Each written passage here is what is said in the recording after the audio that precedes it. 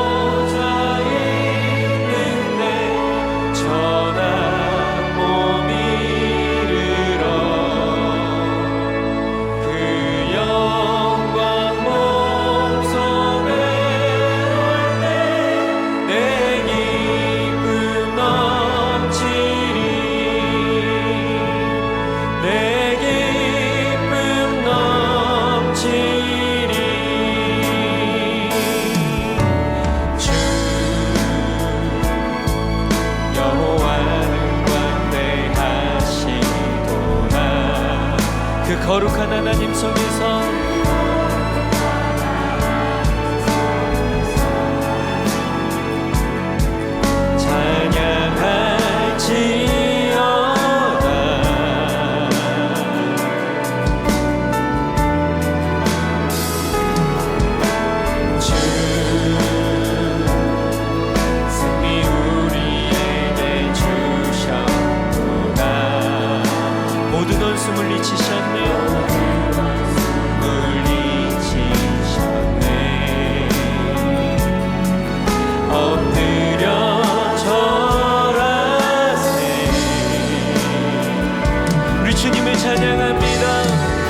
주의 크신 이름 높이며 이름 높이며 우리에게 행하신 위대한 일 감사하세. 오 주의 신실하신 그 사랑 온 땅과 하늘 위에 계셔 홀로 영원하신 다시 한번 주님을 고백하며 주여 하는 주 여호와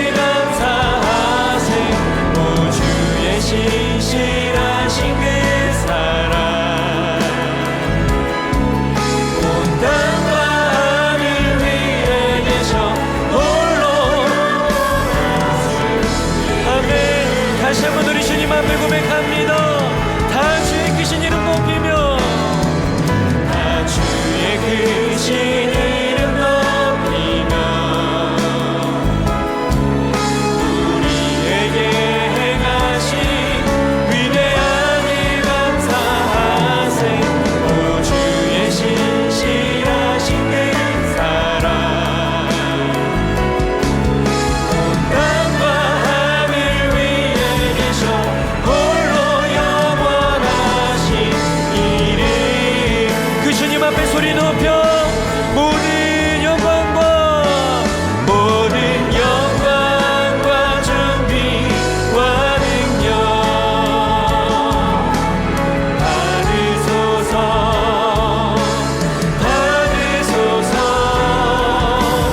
영광과 존귀와 능력 받으소서. 주님 받으소서. 그리스도 하나님, 그 살아계신 하나님 주님을 찬양합니다. 주님 그 영광 받으소서. 그 영광 받으소서. 홀로 찬양 받으소서. 모든 이름 위에 뛰어난 그 이름 온 땅과 하늘이 아멘. 겸손하게 우리 무릎 꿇고 겸손하게 우리 무릎 주 이름 앞에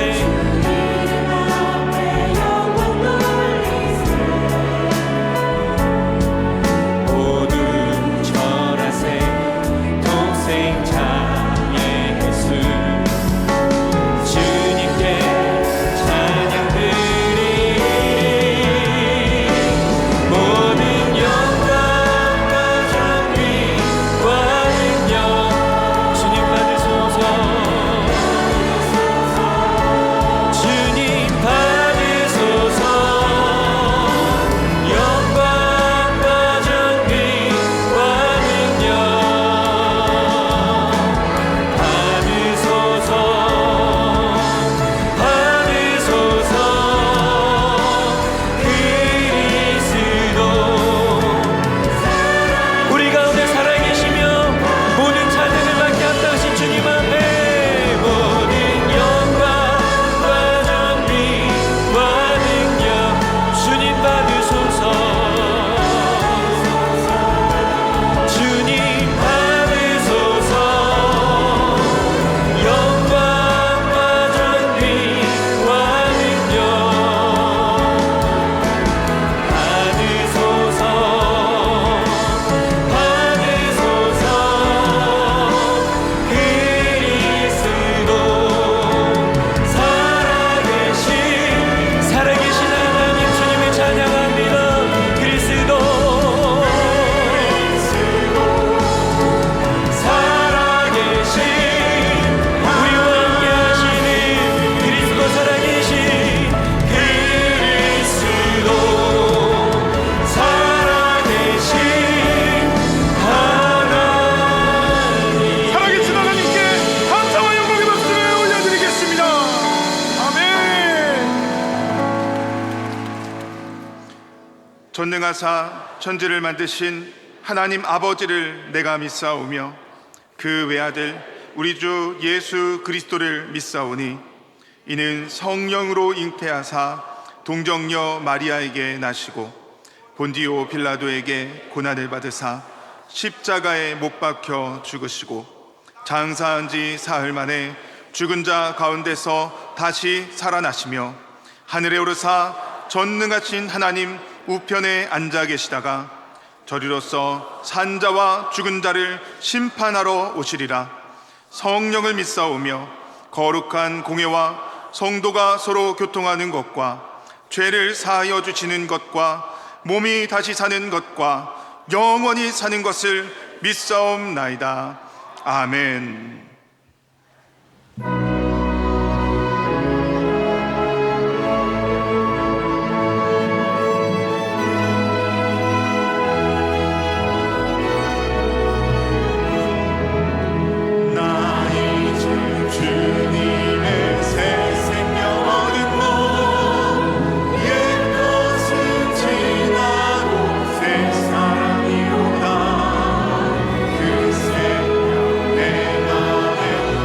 같이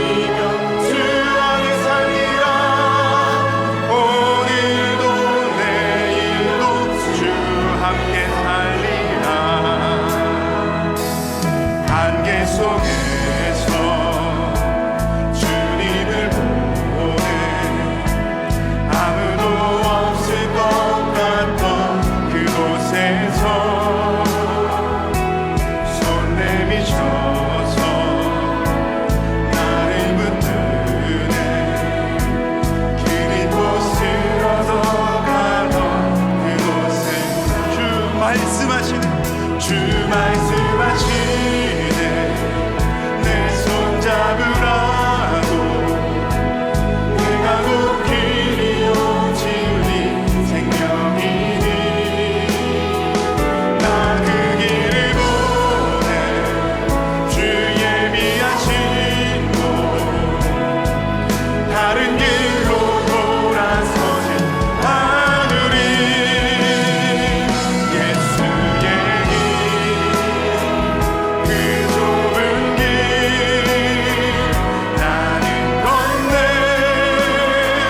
주 손 잡고 그 무엇도 두렵지 않네 주님 주신 약속 내게 이 세상의 길 그 험한 세상의 길 그 험한 길 승리하네 성령으로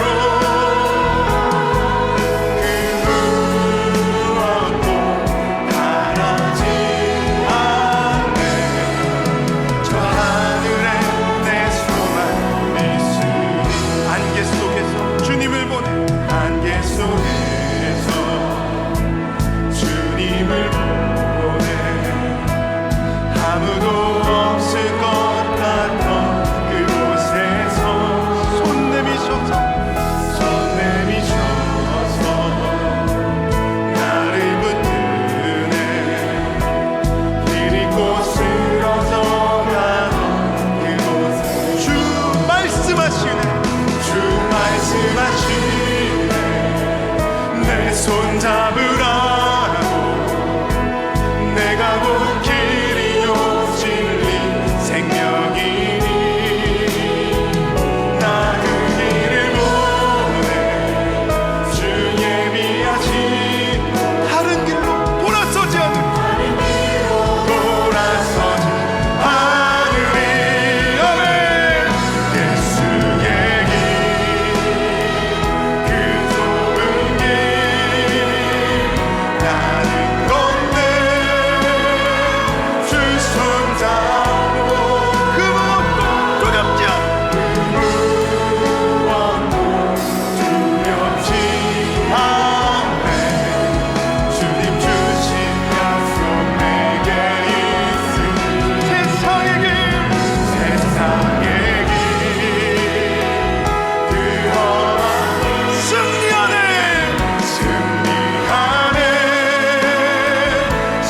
성령으로 그 무엇도 바라지 않네 저 하늘에 내 손 예수의 길 그 좁은 길 걸어갑니다 예수의 길 그 좁은 길 나는 건네 주 손 잡고 그 무엇도 두렵지 않네 그 무엇도 두렵지 않네 주님 주신 약속 내게 있으니 아멘 세상의 길 그 험한 길 승리하네 성령으로 그 무엇도 바라지 않네 저 하늘에 내 소망 그 무엇도 바라지 않네 그 무엇도 바라지 않네 저 하늘에 내 소망 있으니 저 하늘에 내 소망 있으니 저 하늘에 내 소망 있으니 저 하늘에 내 소망 있으니 저 하늘에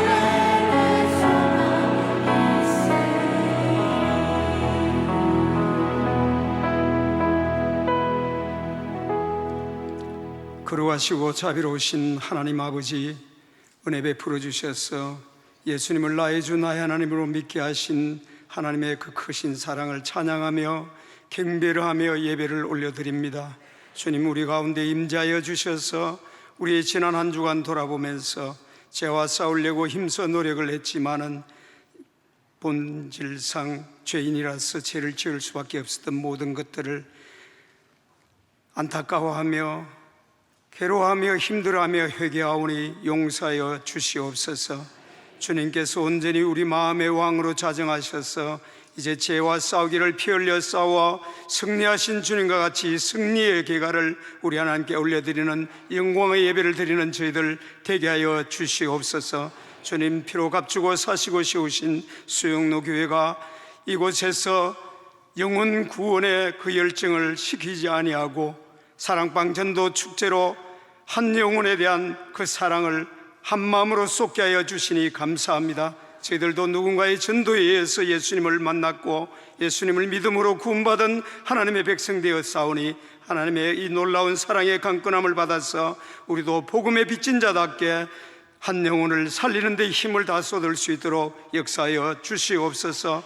이 나라의 백성을 불쌍히 여겨주시고 하나님 아버지 추석을 맞이하여서 우상 섬기는 자들도 죽게 돌아오는 놀라운 역사가 우리 성도들이 예수의 증인이요 향기요 편지요 사신이요 되어서 저들에게 복음을 담대히 전함으로 생명의 역사가 일어나도록 축복하여 주시옵소서. 남북한이 복음으로 평화롭게 통일되어지도록 하는 역사하여 주시옵소서. 우리 수영로교회가 하나님 나라의 비전을 이루어가는 예수님의 제자 공동체 되어서 우리 주님 예수님의 지상명령 땅끝까지 이르러 복음을 전파하라 하시는 그 명령을 끝까지 잘 순종할 수 있도록 하나님 능력으로 역사하여 주시옵소서. 마지막 시대를 살고 있는 저희들 전쟁과 지진과 기근과 여러 재난과 위험과 질병들 속에 살고 있지만은 승리하신 주님이 우리와 함께 하심으로 말미암아 우리도 승리할 줄 믿는 믿음으로 소망 가운데 사랑을 실천하며 나아가는 저희들 되게 하여 주시옵소서. 하나님 아버지, 담임 목사님 이곳에 단에 세우셔서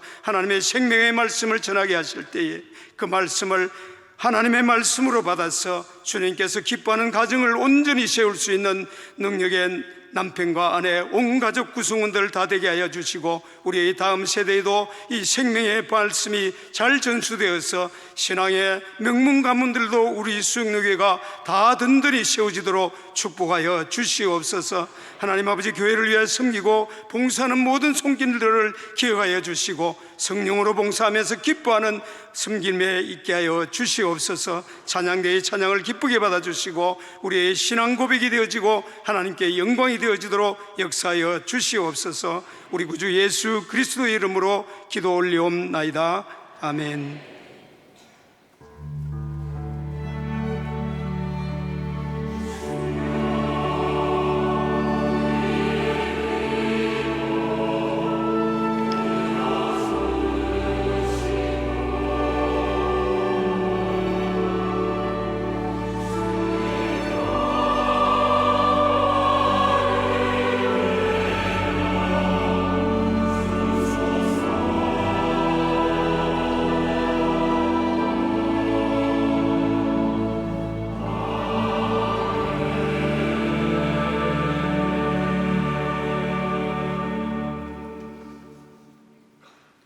오늘 우리에게 주시는 하나님의 말씀은 에베소서 5장 25절부터 30절까지 말씀입니다.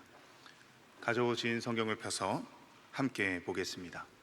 신약 성경 315면에 있습니다. 에베소서 5장 25절부터 30절까지의 말씀을 봉독하겠습니다. 남편들아, 아내 사랑하기를 그리스도께서 교회를 사랑하시고 그 교회를 위하여 자신을 주심같이 하라. 이는 곧 물로 씻어 말씀으로 깨끗하게 하사 거룩하게 하시고 자기 앞에 영광스러운 교회로 세우사 티나 주름 잡힌 것이나 이런 것들이 없이 거룩하고 흠이 없게 하려 하심이라. 이와 같이 남편들도 자기 아내 사랑하기를 자기 자신과 같이 할지니 자기 아내를 사랑하는 자는 자기를 사랑하는 것이라. 누구든지 언제나 자기 육체를 미워하지 않고 오직 양육하여 보호하기를 그리스도께서 교회의 함과 같이 하나니 우리는 그 몸의 지체임이라. 아멘.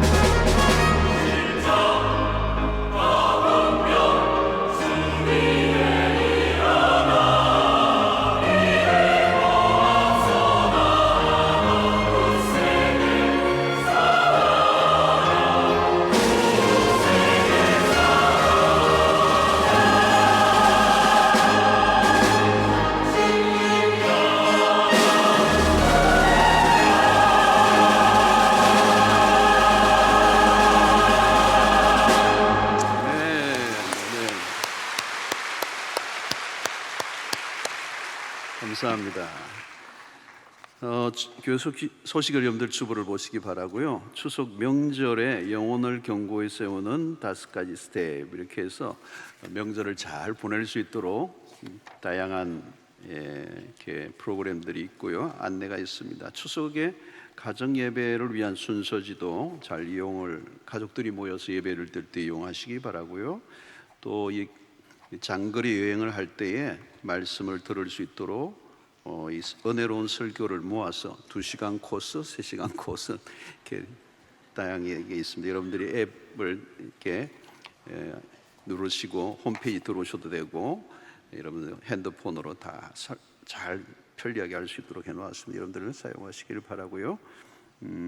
다른 것들, 특별히 이 명절에 어려운 이웃들을 돕기 위한 라이드 모집 오늘까지입니다. 많이 협조해 주셔서 동시에 이렇게 선물을 나누어야 되니까 차량을 가지고 계신 분들 시간 1시간 내시면 도움이 되겠습니다. 오늘까지 우리 학습 세례 신청을 받습니다. 신청을 해주시기 바라고요. 사랑방 전도 축제 기도 주간 계속 여러분들이 관심 가주시기 바랍니다. 오늘 3부에 새로 오신 가족들 계시는데 잠시 일어나시면 저희들이 환영하겠습니다. 네, 오늘 우리 교회 처음 오신 분들 계신데요. 많이 오셨습니다. 오늘 잘 오셨습니다. 우리 교회 여러분들을 환영하고 축복합니다. 박수로 뜨겁게 환영하겠습니다. 환영합니다. 감사합니다. 네, 고맙습니다. 앉아주시기 바랍니다. 이제 유아 축복 기도 시간 가지겠습니다.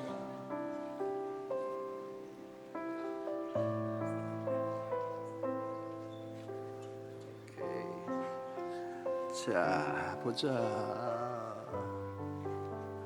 오케이. 네, 저쪽으로 봐. 한 말씀 하세요.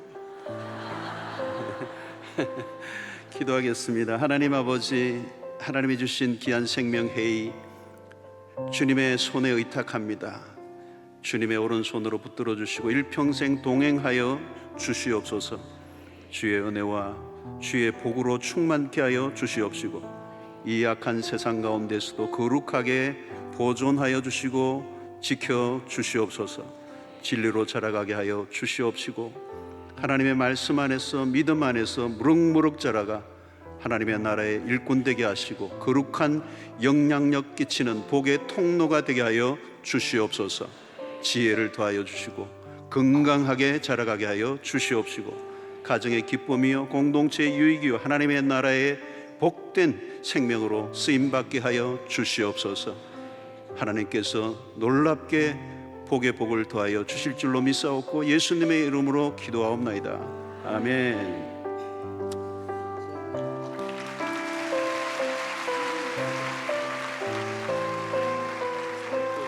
감사합니다. 자, 선물도 드립니다. 가져가시고. 자, 우리 앞뒤 자로는 인사 나누겠습니다. 오늘도 주 안에서 복된 하루 되십시오. 오늘도 주 안에서 복된 하루 되십시오. 행복한 명절 보내시기 바랍니다. 네. 혹시 다음 주일날 혹시 고향교회 가시는 분들은 이렇게 예배도 참여하시고 헌금도 듬뿍 하시고 또 고향교회 목사님들 선물도 하나 가져가시고 이러면 큰 힘이 될 것 같습니다. 그렇지 않은 분들은 우리 교회 오시면 되겠습니다.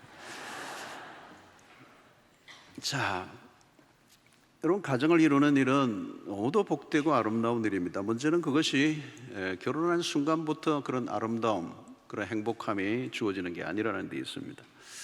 그래서 우리는 너무 성급한 이 결혼에 대한 이상론은 위험합니다.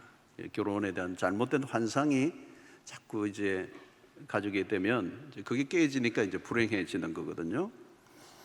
그래서 결혼식이 끝나는 순간부터 밀려오는 현실은 사실 생각보다 만만하지 않는 것입니다. 여기서 마치 바다와 같습니다. 여름의 휴가를 생각하면 바다가 떠오르고 그 바다에 간다 기대가 되잖아요. 얼마나 낭만적입니까? 여름에 많은 사람들이 부산을 찾아올 때 부산 해운대 광안리 바닷가를 생각하면 로망이 있어요. 바닷가에서 뛰놀고 물놀이하고 선탠하고. 그러나 여러분, 바다 안으로 들어가서 배가 항해하는 것은 이 바닷가에서 노는 것과는 달라요. 이 바다는 잔잔한 파도만 치는 곳이 아닙니다. 잔잔했던 바다가 한순간에 분노하듯 거친 풍랑이 일어납니다. 노련한 항해사라도 다루기 힘든 파도들이 많아요. 깊은 바다로 나가면 아무리 거대한 배라도 일엽편주가 됩니다. 그래서 뭐 배에 멀미들 하기도 하고 초죽음이 되기도 하죠. 곳곳에 암초들이 있는가 하면 때로는 난파의 위협에 휩싸이기도 하고 어떤 곳에는 해적들이 나타나는 그런 만도 있습니다. 그러니까 이 항해를 시작하는 순간부터 무슨 일이 일어날지 바다는 예측할 수 없는 것입니다. 마치 결혼도 그런 것 같아요. 멀리서 생각하면 해운대 바다 이렇지만 그 안으로 들어가면 전혀 다른 세계가 펼쳐지는 것처럼 결혼도 그런 것입니다. 이 포르투갈의 격언에 이런 것이 있죠. 바다에 나갈 때는 한 번 기도하라. 전쟁에 나갈 때는 2번 기도하라. 그러나 결혼할 때는 3번 기도하라. 무엇을 의미하는지 와닿는 것이죠. 자, 우리는 미래에 대해서 어떤 기대감을 항상 가지고 있습니다. 이 일이 잘 끝나기만 하면, 내가 이번 투자에 성공만 한다면, 내가 진급하기만 한다면, 때로는 저 사람과 만나 결혼이 성사가 되기만 한다면. 그러나 우리가 실제로 맞아들이는 현실은 기대보다 실망으로 바뀔 때가 더 많습니다. 가정을 이루는 게 그래요. 처음 결혼을 할 때는 모든 게 다 잘 될 것 같습니다. 그렇게 사랑하던 사람이 만났으니 잘 될 것 같은 느낌이 들잖아요. 그러나 우리가 놓치지 말아야 될 것은 두 사람의 남녀의 만남은 또 다른 형태로 우리가 성경적 관점의 인간론을 펼친다면 인간과 인간의 만남이지만 죄인과 죄인의 만남이라는 것. 동시에 미성숙한 상태의 만남이에요. 젊은 날. 그리고 죄인과 죄인의 만남이에요. 아름답게 보이던 그녀도 멋지게 보이는 그이도 모두 죄인이에요. 죄인이라는 말 안에는 많은 게 포함되어 있습니다. 죄인은 거짓말을 잘합니다. 이기적입니다. 짜증을 내기도 하고 분노를 쏟아내기도 합니다. 자기 보호가 강하고 상대의 약점을 들추어내거나 언제든지 공격할 수도 있는 게 죄인입니다. 죄인들이 서로 만났던 것 안에는 많은 게 포함되어 있고 위험한 요소가 많아요. 아찔한 일들이 언제든지 일어날 수 있는 가능성이 죄인과 죄인의 만남입니다. 넘어야 할 산이 한둘이 아닙니다.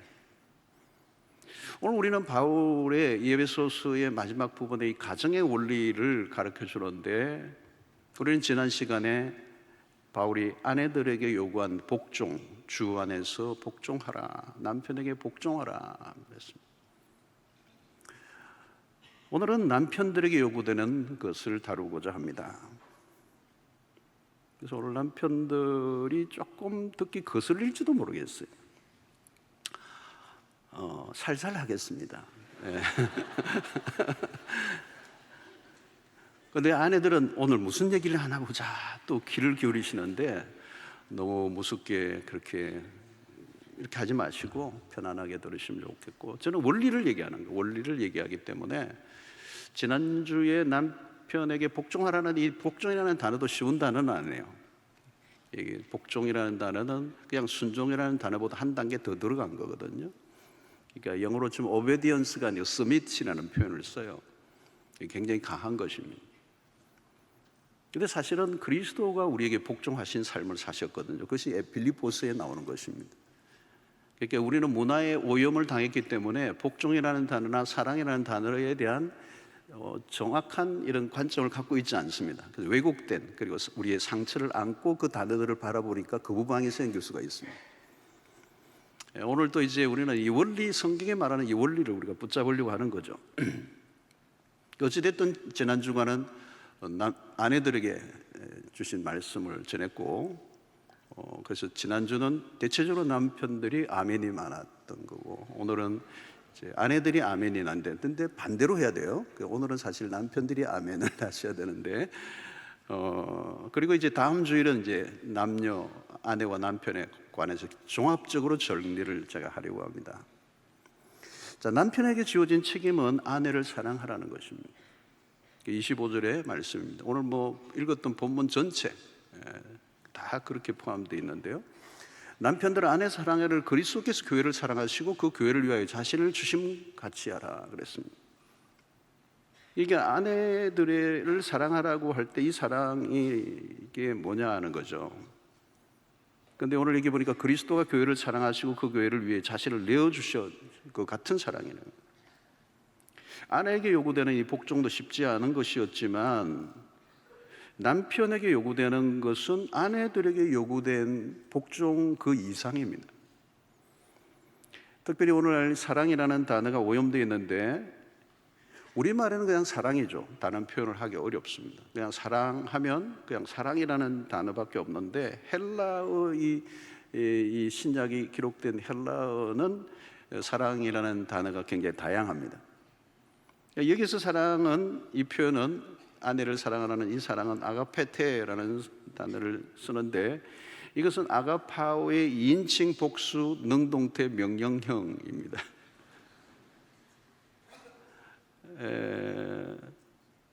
이 사랑은 우리가 잘 아는 것처럼 아가페라고 표현하는데 희생적인 사랑이라는 희생적인 사랑, 그리고 unconditional love예요. 무조건적인 사랑이에요. 조건이 없다는 것. 그리고 비이기적인 사랑이라는 것.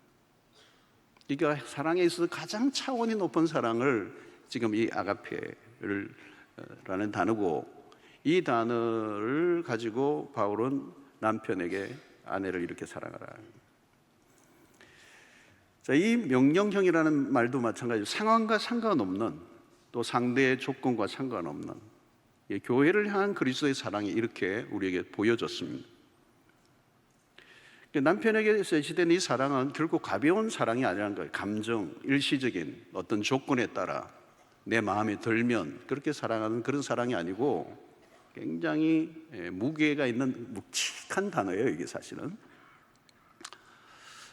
제가 동남아의 어느 도시의 빈민가에 가본 적이 있습니다. 굉장한 충격을 받아요. 제가 아프리카에 오지도 가봤습니다만 거기와는 또 다른 이 도시 빈민가는 참혹했어요. 집이라고 표현할 수 없는 다 쓰러져가는 이 판잣집에 미막 쫙 있는데 그 집집마다 아이들이 우글우글거려요. 아이들이 우글우글. 그리고 그 아이 엄마도 매우 앳돼 보여요. 근데 아이가 8명, 9명, 10명이 되는 거예요. 근데 그 소개하시는 분이, 가이드 하신 분이 그 아이들의 아빠가 다 다르다는 거예요. 그 책임을 져야 할 그 남자는 임신만 시켜놓고 조금 살다가 어디로 도망을 가버리는 거예요.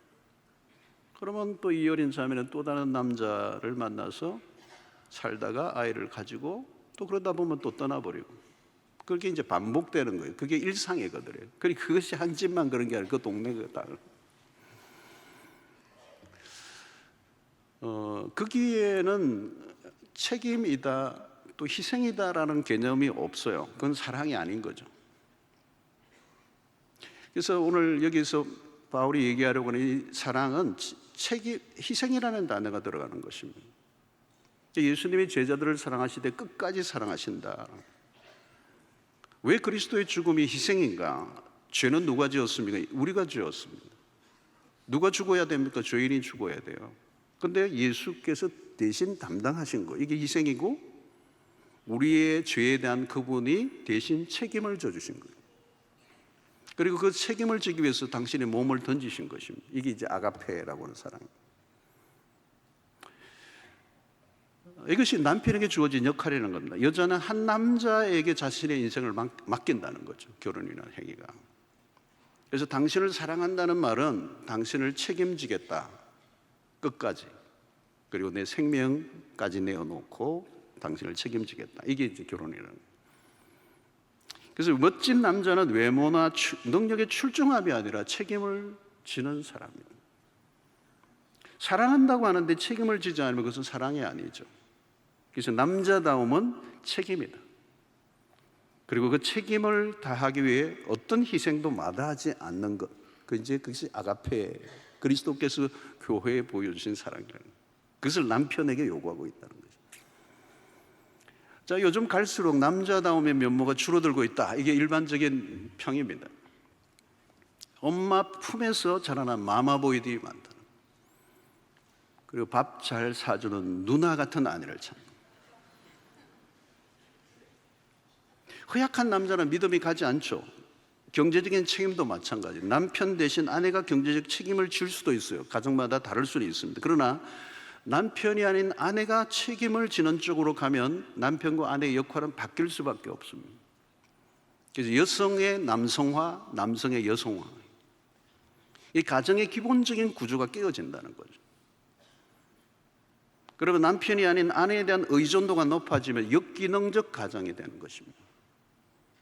오늘날 가정 안에 남편 혹은 아버지의 부재가 늘어나고 있습니다. 남편의 역할이 잘 안 보인다 하는 거죠. 그래서 남성성이 약화되고 여성성이 강화되어져 가는 거예요. 가정에서 자녀들이 아버지와의 건강한 관계를 맺는 경험은 너무도 중요한 것입니다. 그런데 남성의 정체성, 남자의 역할의 부재는 위기의 가정의 요인이 된다는 것입니다. 지금은 남자가 절대적 권력을 행사하던 가부장적 시대는 지나갔습니다.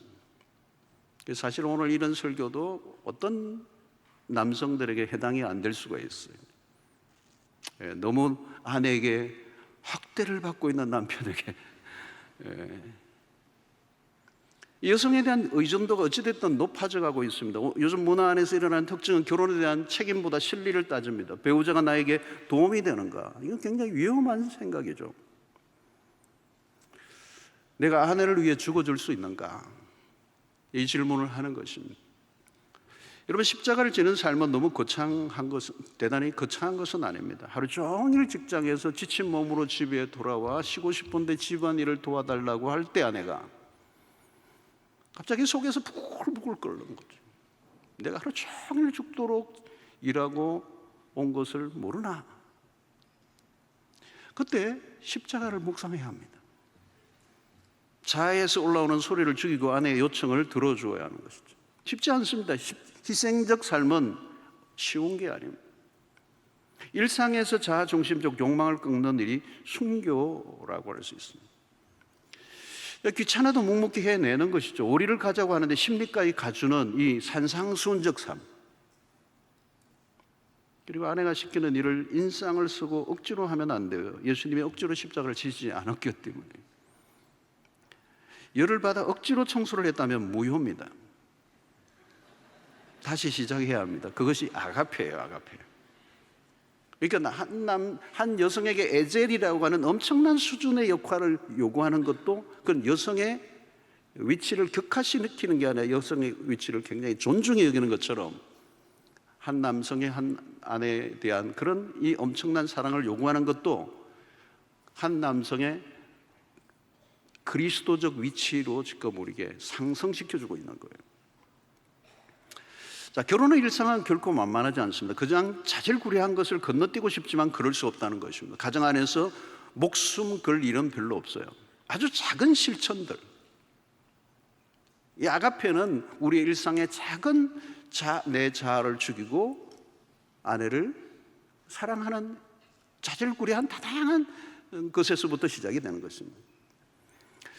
자, 그러면 왜 책임을 져야 하는가? 이 책임이라는 단어를 우리가 가지고 와야 되는데 그리스도 안에서 결혼은 좀 다릅니다. 일반 결혼과. 이 결혼은 계약이 아니라 언약이기 때문에 그렇습니다.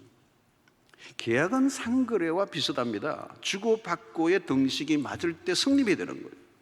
그리고 그 조건이 틀리면 깨지는 거예요.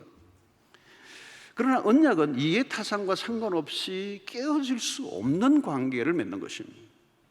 그래서 결혼의 핵심은 언약이에요. 그리스도인의 결혼은 언약이에요. 요즘은 계약 결혼이 많아졌습니다. 서로 미리 실험적으로 살아보고 난 다음에 결혼하자. 이 동거 문화도 굉장히 많아졌어요.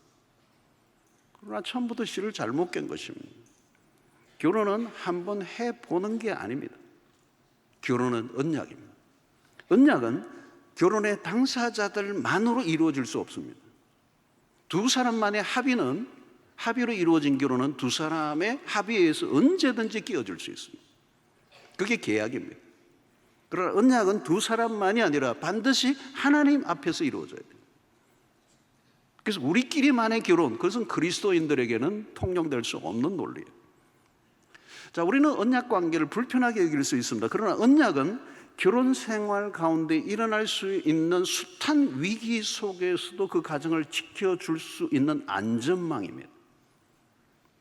언약 관계가 아니면 위기가 왔을 때 붙들어줄 안전망이 없습니다. 그냥 깨지는 겁니다. 언약이 아니면 이혼은 매우 쉬워져요. 그런데 언약은 현재의 사랑에 대한 확인으로 일어나는 것이 아니라 미래까지 책임을 지겠다는 의지적 결단을 하나님과 부모와 주변 사람들 앞에서 약속하는 게 결혼이에요. 요즘 결혼이 너무 이상해져 버렸어요. 그런데 그것이 불편하게 여겨질지 모르지만 그 언약이 부부의 관계를 지켜준다는 것이. 언약은 뭐예요? 별일이 다 일어나도 서로에 대해서 책임을 지겠다는 것입니다. 여러분, 좋을 때만 사랑한다면 누가 못하겠습니까? 조건이 맞아떨어질 때까지만의 사랑을 한다면 그건 너무 위험한 것입니다. 사랑의 감정이 늘 펄펄 끓나요. 애정이 오고 가는 것입니다. 사랑하고 미워하고 사랑하고 미워하고 싸우고 또 화해하고 이게 오고 가는 거예요. 그러니까 싸우는 것도 결혼 생활의 일부예요. 절대로 안 싸울 것이다. 우리는 그건 잘못된 설정이에요. 무슨 재주로 안 싸울 수가 있습니까? 우리 부부도 결혼 초기에 무지 싸웠습니다. 목사님들 안 싸울 재간이 없어요. 불가능한 거예요. 싸우는 거예요. 근데 끝장을 내는 싸움을 하면 안 돼요. 싸움이 과정이라는 것이며 싸우면서 같이 가는 거예요. 싸우면서 성숙해지는 거예요. 학생이 시험을 치면서 자라가는 것 같아요. 일방적으로 한쪽만 잘못한 경우는 별로 없잖아요. 싸움을 하면서 서로 약점과 한계를 확인하면서 조금씩 화해하고 양보하고 이해하는 법을 배워가는 거예요. 싸우면서도 밥을 차려주고 밥 차려주면서 내가 미쳤지? 밥 먹는 남편도 나도 미쳤다 그러면서 먹고 출근하는 거예요. 그게 언약을 지켜가는 모습이라는 거예요. 싸움을 끝으로 보는 게 아니라 과정으로 본다는 거예요.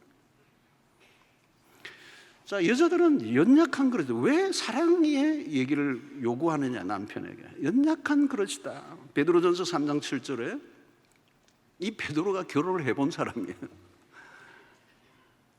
남편들아 이와 같이 지식을 따라 너희 아내와 동거하고 그를 더 연약한 그릇이요 또 생명의 은혜를 함께 이어받을 자로 알아 귀히 여기라. 이는 너희가 기도가 막히지 아니하게 하려 함이라.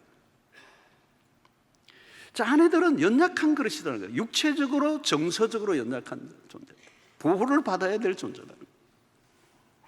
여러분, 남편들은 힘이 있죠. 남편이 가진 힘을 어디에 쓸 것인가? 남자는 힘이 있잖아요. 그 힘을 어디에 써야 되는 거예요? 여러분, 이 남자가 가지고 있는 이 힘, 육체적인 힘은 아내를 위해 써야지 아내에게 쓰면 안 돼요. 아내에게 힘을 쓰려고 해서는 안 돼요. 힘 자랑은 언제 하느냐? 무거운 짐을 들 때. 집에 도둑이 들어왔을 때. 바퀴벌레를 잡을 때. 그럴 때 힘이 필요한 거예요. 괜히 바깥에서 당하고 돌아와서 화풀이를 아내에게 푼다면 잘못된 거예요. 굳은 일이 있으면 당연히 남편의 몫입니다. 하나님이 괜히 힘을 주신 게 아니에요. 아내는 연약한 그릇이다. 또 영적인 필요를 채워줘야 된다는 거죠. 기도가 막히지 아니하게 한다라고 하는 이 부분은 부부의 관계 속에서 함께 믿음 생활을 해나가는, 특별히 그 가운데서도 부부의 관계 속에 남편의 영적인 리더십, 남편의 영적인 영향력은 다른 누구에게도 양보할 수 없는 일이라는 거예요. 한 가정의 제사장으로서의 역할을 남편이 해야 한다는 것을 얘기하는 거죠. 아내가 신앙이 좋은 것을 너무 당연하게 여기는 가정은 역기능적이에요. 무엇보다도 정서적 필요입니다. 아내는 깨어지기 쉬운 그릇과 같다는 이 말은 여성은 정서적으로 매우 섬세하고 민감하다는 거예요. 상처를 받기 쉽소. 그래서 우울증도 남성에 비해 3배가 많아요, 여성들이. 그래서 베드로는 귀히 여기라, 보석과 같은 존재로 여기라, 남편의 세심한 배려를 요구하고 있는 것입니다. 특히 말을 조심하라는 거죠. 여러분, 이 말로 주는 상처가 굉장히 오래 가고요, 치명적이에요. 특별히 아내의 외모에 대한 평을 할 때는 매우 조심해야 됩니다. 그래서 옷을 입고 이 옷 어때요? 그러면 백발백중 그때 조심해야 돼요. 잘못하면 위험해요. 아내가 아프다는 신호를 보냈는데도 남편이 별 반응이 없으면 서운합니다. 사랑은 관심이죠. 사랑하는 만큼 관심을 가집니다. 결혼관계 안에서 부부 간에 서로의 관심이 식어지지 않도록 하는 이 부분은 생각보다 어려운 거예요. 함께 있지만 정서적 공감대가 없는 부부들이 얼마나 많습니까? 배우자가 무엇을 하든지 관심이 없다고 하면 같이 사는 게 아니죠. 생각보다 남편들은 아내들에게 무심할 때가 많습니다. 차라리 싸울 때는 나아요. 관심을 가져야 배우자의 필요가 보입니다. 아내가 필요한 것이 무엇인지를 아는 것이 사랑의 출발이겠죠. 근데 여러분, 관심을 가지고 함께 한다는 것은 생각보다 어려운 일이고 사랑은 까다로운 것입니다. 남녀가 다른 것이 너무 많죠. 남자들이 참 어려워하는 것 중에 하나는 아내가 백화점에서 옷을 이것저것 입어보고 사지도 않고 집으로 돌아오는 일이에요. 남자들은 구경하러 가지 않아요. 사러 가고 샀으면 돌아오는 것입니다. 이게 남자와 여자의 관심 분야가 이렇게 다릅니다.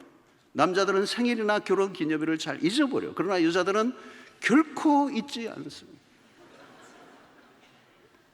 아내가 말을 할 때 주의를 기울이고 들어주어야 합니다. 그런데 대체로 남성들은 아내가 말을 할 때 귀를 잘 기울이지 않습니다. 여자분들의 대부분의 불평 중 하나는 남편이 내 말을 진지하게 들어주지 않는다는 거. 왜 안 들어주느냐고 따지면 남편들은 다 얘기합니다. 다 듣고 있다. 근데 무슨 얘기를 하냐고 물으면 모른다는 거예요. 대화법 자체가 달라요. 아내는 어디 갔다 오면 긴 과정을 미주알 고주알 얘기합니다. 남편들은 빨리 결론을 듣고 싶어 합니다. 아내의 말을 들어주는 것에는 인내가 필요합니다. 관심 분야가 다른 거죠. 별로 중요하지 보이지 않는 이야기를 너무도 디테일하게 늘어놓으면 남편은 한마디로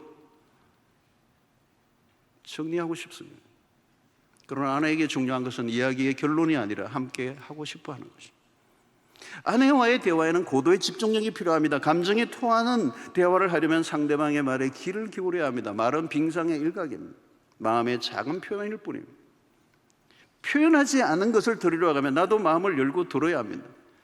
관심 가지고 있는 것에 공감만 해줘도 관계 문제의 반 이상은 해결됩니다. 아내들은 마음으로 이야기를 들어주기 원해요. 그래, 맞아. 내가 그런 당신의 감정을 이해하고 있어. 그래, 내가 느끼기에는 당신이 그런 것에 관심이 있는 것 같은데 내 말이 맞아? 자기 자신보다 상대에 대한 관심을 더 많이 가져주는 것, 이것이 사랑입니다. 관심이 깊어지면 감정이입이 일어납니다. 아내가 겪고 있는 아픔이나 문제에 동일한 마음을 가질 때 위로가 되고 그 안에 일치가 일어나는 거죠. 그 안에 치유가 일어나는 것입니다. 같이 사는 것은 쉬운 일이 아닙니다. 대부분의 남자들은 아내의 정서적 필요를 채우는 일에 실패합니다. 돈만 벌어다 주면 되는 줄 압니다. 아내들이 원하는 것은 사랑입니다. 명품백을 원하는 것이 아닙니다. 사랑을 원합니다. 물론 명품백도 좋아합니다. 그러나 아내들은 명품백보다 명품백을 사준 남편을 자랑하고 싶어 합니다. 그러나 사랑이 빠지면 아무것도 아닙니다. 남자와 여자의 심리적 구조가 그렇게 다르죠. 아내들은 사랑을 원합니다. 그리고 그 사랑을 계속적으로 확인하고 싶어 합니다. 그러나 남편들은 결혼식에 한 번 사랑 고백한 것을 영원토록 변함없음을 믿어주기를 바라요. 그러나 아니에요. 계속 듣고 싶어하고 확인하고 싶어 한다는 거죠. 이렇게 다르고 다릅니다. 그 차이 때문에 싸우죠. 그러나 싸우지 마십시오. 그 차이를 받아들여 주는 게 사랑이라는 것입니다. 하나님은 다르게 지으셨습니다. 그리고 그 가정의 책임을 지는 남편의 굉장히 중요한 역할 중에 하나가 오늘 27절에 나와요. 자기 앞에 영광스러운 교회를 세우사 티나 주름 잡힌 것이나 이런 것들이 없이 거룩하고 흠이 없게 하려 하심이라. 남편의 책임 중에 하나는 거룩함을 지키는 것입니다. 그리스도의 희생적 목적은 교회의 거룩함입니다. 교회는 그리스도의 신부의 위치에 놓여 있습니다. 신부다움은 거룩이죠. 거룩이 생명입니다. 신부가 아무리 겉으로 아름다워 보여도 정절을 잃으면 끝입니다. 이 가정의 영광스러움은 거룩함에 있고 이 거룩은 손상되어서는 안 됩니다. 그래서 교회의 생명은 거룩이듯이 가정의 거룩성을 지켜야 할 책임이 1차적으로 남편에게 있다는 것. 오늘날 외도로 고통하는 가정이 늘어났습니다. 물론 거룩하면 배우자 모두에게 요구됩니다. 거룩함이 없는 행복은 불가능합니다. 부부관계를 깨는 것은 결국은 죄의 문제입니다. 거슬러 가면 죄의 문제입니다. 그 속에서도 음란의 죄는 생각보다 큰 파장을 일으킵니다. 결혼을 하고 난 이후에도 이성의 유혹은 있습니다. 부부관계 바깥에서 만족을 얻고자 하는 유혹과 싸워야 합니다. 그런데 한국 사회는 생각보다 성적 방종이 심한 사회입니다. 성윤리의 기준이 너무 낮아져 있습니다. 우리 주변에 얼마나 많은 유혹들로 가득 차 있습니까? 남성들이 활동하는 바깥 세상이 얼마나 생각보다 위험한 환경인가를 우리는 잘 알고 있습니다. 희한하게도 결혼을 하고 나면 아내보다 더 나아 보이는 사람들이 많아 보입니다. 이 남성의 심리적 구조입니다. 그러나 성경은 부부관계 바깥에서의 성은 허락되지 않습니다. 하나님은 가정을 이루게 하신 이유가 성적 유혹으로부터 보호를 하시기 위한 의도가 담겨 있습니다. 남편이 가정을 책임진다는 말은 죄의 유혹으로부터 자기 자신을 지키겠다라는 것이 포함되어 있습니다. 거룩을 보존하지 않으면 가정은 한순간에 깨어집니다. 특별히 성적인 죄는 가정에 치명적인 영향을 미칩니다. 부부는 한 몸입니다. 한 영입니다. 이 부분은 다음 주일날 또 한번 다룰 텐데 이건 어마어마한 비밀이 이 안에 있습니다. 하나예요, 하나. 이게 결혼 관계를 성적인 죄는 이 한 몸을 깨뜨리는, 무참하게 깨뜨리는 원인이 됩니다. 부부는 죄와 싸워야 합니다. 무엇보다 음행의 죄가 침입하지 않도록 싸워야 하는 것은 부부가 함께 노력해야 될 부분입니다. 우리의 몸은 성전입니다. 음행은 성전을 더럽히는 죄입니다. 일상에서 다양한 형태로 유혹이 밀고 들어올 수 있어요. 우리가 허접한 사랑에 눈길을 주지 않는 이유는 훨씬 더 가치 있고 고귀한 가정을 지켜내야 하기 때문입니다. 거룩을 지키기 위해서 남편과 아내는 서로의 책임을 다해야 됩니다. 아내로서 남편으로서의 책임과 의무를 거부해서는 안 됩니다. 동시에 우리는 그 부부가 지켜야 할 그 선은 가정 안에서의 성이라는 자죠. 이 선을 지켜야 된다는 것입니다. 하나님은 한 여자와 한 남자만으로 묶어 놓으셨어요. 이 선을 누구라도 어기면 혹독한 대가를 치르도록 되어 있습니다. 부부관계 안에서의 성보다 더 나은 만족은 존재하지 않습니다. 성은 부부 관계 안에서만 아름다운 것입니다. 가정의 거룩성은 어떤 대가를 치러서도 지켜야 할 가치가 있습니다. 거룩을 위해 노력해야 하는 거죠. 디모데전서 4장 5절에 보니까 하나님의 말씀과 기도로 거룩하여짐이라. 결국 말씀과 기도로 영성에 힘쓰는 것, 죄를 피하려고 노력하는 것만으로는 부족해요. 은혜 생활에 몰두하고 말씀과 기도에 힘쓸 때 그런 영적 무장이 이 오늘 세상으로부터 오는 유혹을 이겨내는 힘이 될 것입니다. 자, 아내를 사랑하는 것은 생각보다 어려운 일입니다. 사랑할 만한 조건을 찾으면 힘들어진다는 거예요. 그래서 아가페 사랑은 무조건적인 겁니다. 예수 그리스도께서 우리에게 보여주신 사랑이죠. 로마서 5장 8절의 말씀처럼 우리가 아직 죄인 되었을 때 그리스도께서 우리를 위하여 죽으심으로 하나님께서 우리에 대한 자기의 사랑을 확정하셨느니라. 우리가 언제요? 우리가 아직 죄인 되었을 때. 우리가 사랑을 받을 만한 조건을 하나도 갖추지 않았어요. 우리가 아직 죄인 되었을 때. 하나님 앞에 마음에 드는 어떤 조건도 갖추지 않았음에도 불구하고 조건을 내걸지 않고 우리를 그냥 사랑해 주신 그 사랑. 여러분, 우리가 아내를 대할 때도 이 사랑을 보여야 한다는 거죠. 여러분, 나이가 한 50 정도 넘으면 몸매의 평준화, 외모의 평준화 다 일어나잖아. 아내가 매력적으로 보일 때 나는 사랑한다가 아니잖아요. 아내의 허리가 굵어져도, 밤에 코를 골아도, 바깥에서 세차를 망가뜨려서 와도, 아내가 잘하는 것 하나, 돈 잘 쓰는 것 하나밖에 없어도, 때로는 실패하고 망가져 바닥을 칠 때마저도 아내로 또는 남편으로 받아주는 게 사랑이에요. 남편은 그리스도가 우리에게 보여주신 사랑을 따라가라는 거죠. 우리가 아직 죄인 되었을 때 남편에게 요구되는 사랑이 이런 것입니다.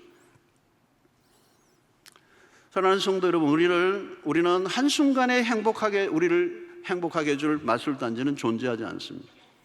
결혼하면 그 순간부터 행복해진다는 것은 신화요 전설입니다. 그것은 드라마 하나 있는 것입니다. 우리는 결혼식을 위해 투자하고 힘을 쓴 것에 몇백 배, 몇천 배의 힘을 써야 되는 거예요. 그래서 바울은 결혼의 모델을 그리스도와 교회와의 관계 안에서 제시하고 있습니다.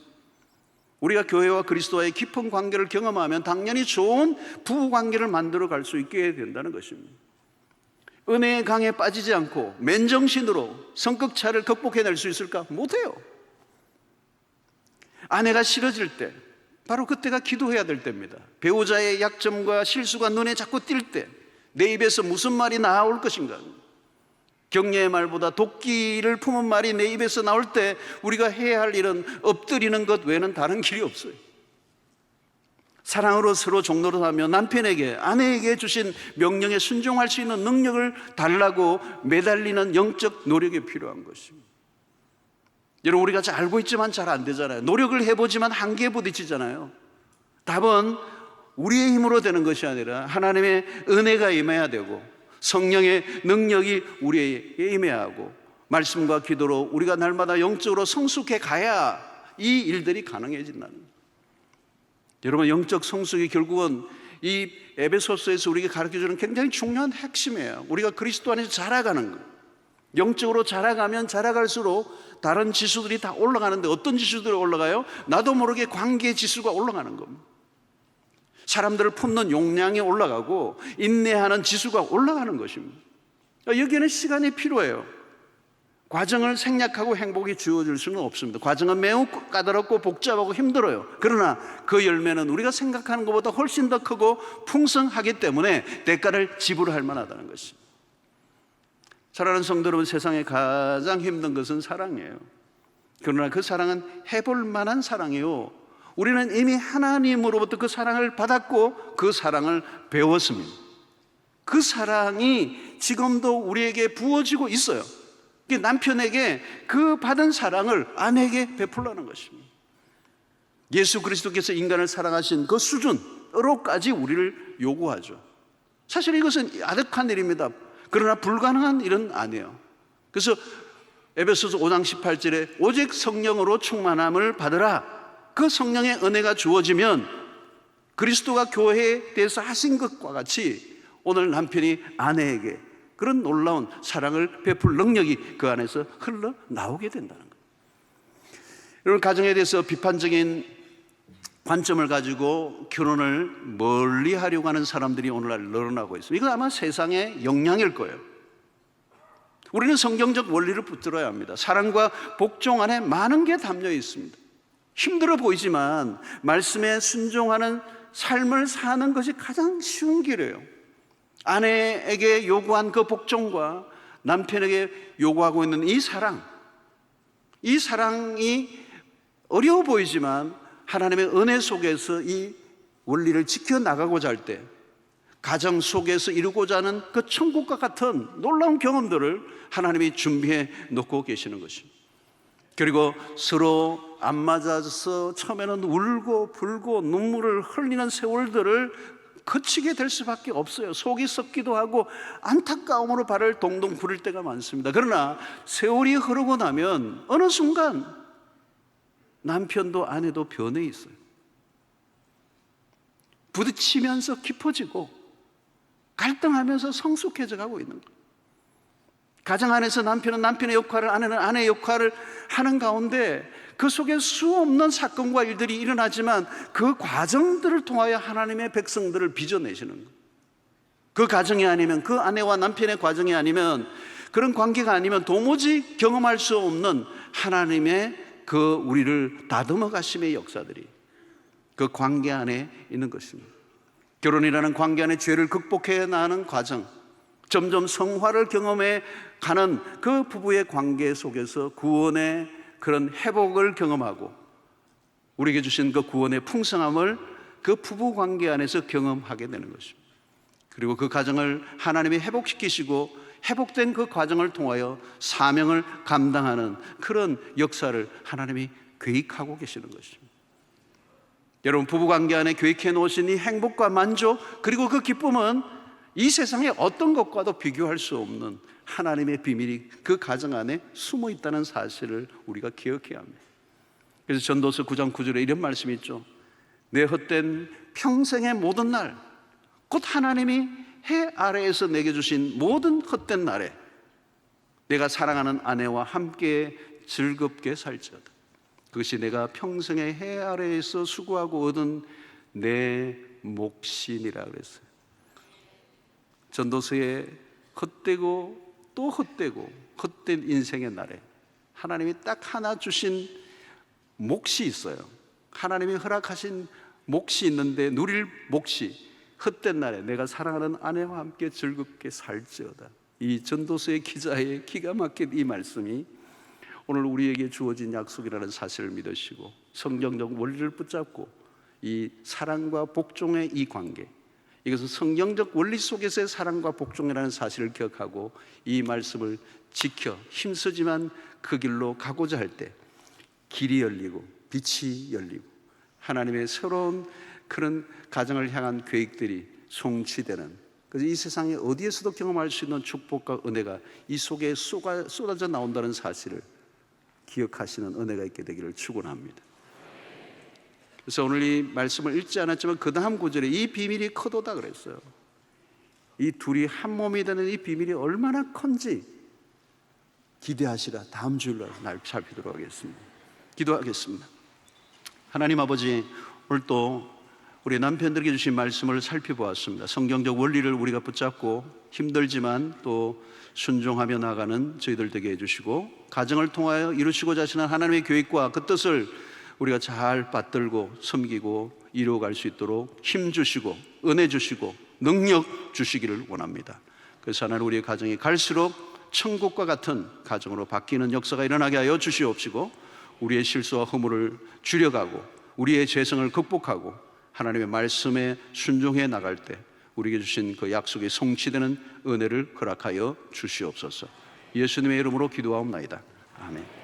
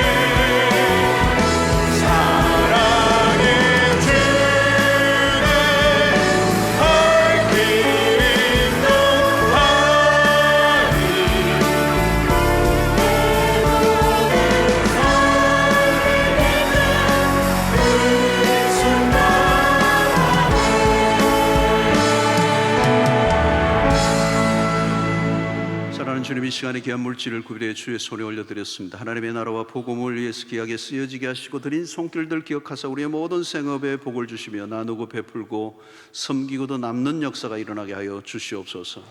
하나님, 우리의 형편과 처지를 잘 아십니다. 때로는 힘들고 어려운 바닥을 칠 때가 있습니다. 벼랑 끝에 내몰릴 때가 있습니다. 그러나 살아계신 하나님께서 우리의 삶의 역전을 일으키시고 전화위복해 하시는 역사를 허락하실 것을 믿고 신뢰하고 주님의 말씀을 따라 살아갈 때 결국은 승리하는 주의 백성들이 되게 하여 주시옵소서. 가정과 직장, 사업, 진로, 결혼, 취업 어떤 것 하나 쉽지 않지만 하나님의 손이 함께하여 주심으로 합력하여 선을 이루시고 우리가 구하고 생각하는 것에 더 넘치도록 부어주시는 은혜를 맛보게 하여 주시옵소서. 병중에 있는 성도들 특별히 한 분 한 분을 어루만져 주시고 육체의 잔병 그리고 정신적 질병이 떠나가는 역사가 있게 하여 주시옵소서. 하나님 아버지, 오늘 또 처음 나온 우리 귀한 교우들 많습니다. 한 분 한 분을 축복해 주시고 우리와 함께 믿음의 동력을 하며 동거하며 주의 나라 위하여 아름답게 쓰임받는 일꾼들 다 되게 하여 주시옵소서. 오늘 또 하나님, 교회를 위해 수고하고 애쓰는 모든 일꾼들에게 힘을 도와주시고 축복하시고 주님의 교회를 섬기는 자의 그 복을 누리게 하여 주시옵소서. 흩어져 있는 백성들 군대로 유학하러 출장을 어디 있든지 임마누엘 함께하여 주시옵시기 원하옵고, 하나님이 명절에 또 흩어져 곳곳으로 나가는 우리 성도들의 발걸음을 인도하시고 오가는 길들을 지켜주시옵시며, 하나님 모일 때마다 그리스도의 사랑을 전하고 또 주 앞에 영광을 돌리는 시간들이 되게 하여 주시옵소서. 이제 세상을 나가는 주의 백성들의 발걸음을 인도하시고 주의 권능의 팔을 펴셔서 한 주간 동안도 우리의 삶의 모든 영역에 악한 자들로부터 그리고 위험한 일들로부터 마귀로부터 보호하여 주셔서 승리하게 하여 주시옵소서. 예수님의 이름으로 기도하옵나이다. 아멘. 이제는 우리 주 예수 그리스도의 놀라우신 은혜와 하나님의 크신 사랑과 성령의 교통하심이 이제 우리를 향하신 그 거룩한 하나님의 뜻을 받들어 우리의 가정의 원리에 순종하며 아내가 남편을, 남편은 아내를 사랑하며 복종하는 관계 속에 이 깨어지고 상한 이 시대의 가정들 위에 우리의 그리스도인의 가정이 얼마나 아름답고 복된가를 드러내므로 하나님 앞에 영광을 돌리고 결단하고 돌아가는 주의 백성들 머리 위에 지금부터 영원토록 함께 있을지어다. 아멘.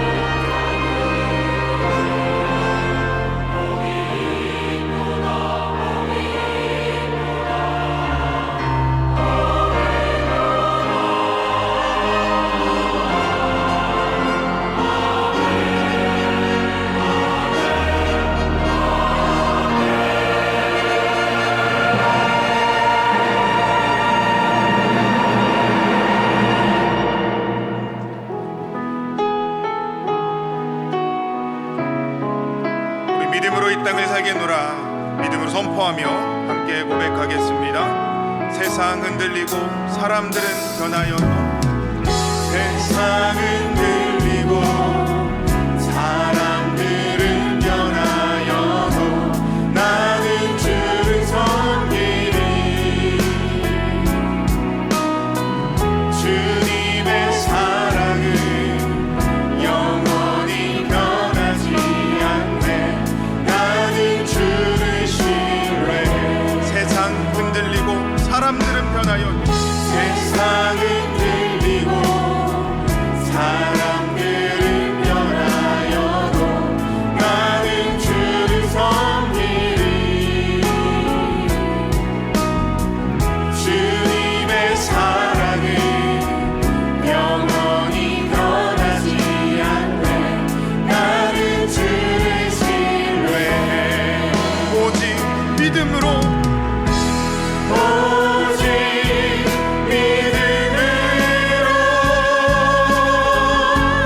믿음으로 내가 살리라.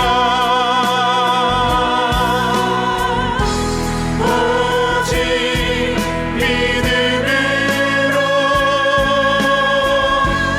믿음으로 내가 살리라.